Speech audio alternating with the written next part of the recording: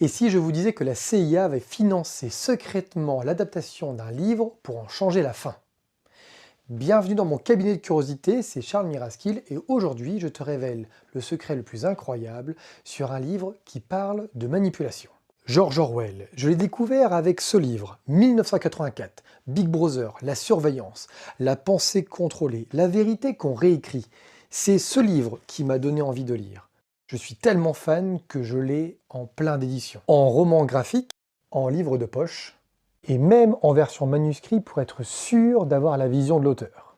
Mais je te le garde pour plus tard, car aujourd'hui, je te raconte ce qui est arrivé à son autre chef-d'œuvre, La ferme des animaux. Il raconte l'histoire d'animaux qui se révoltent contre les humains. Ils veulent un monde plus juste, plus libre, plus égal. Une révolte qui est menée par des cochons qui prennent peu à peu le pouvoir. Ils changent les règles, ils manipulent les mots et réécrivent la vérité. Et à la fin, Orwell nous laisse une image glaçante. Les cochons sont devenus tellement semblables aux humains qu'on a du mal à les différencier. Ça, c'est la vraie fin de George Orwell. Mais en 1954, le livre est adapté au cinéma et la fin est réécrite.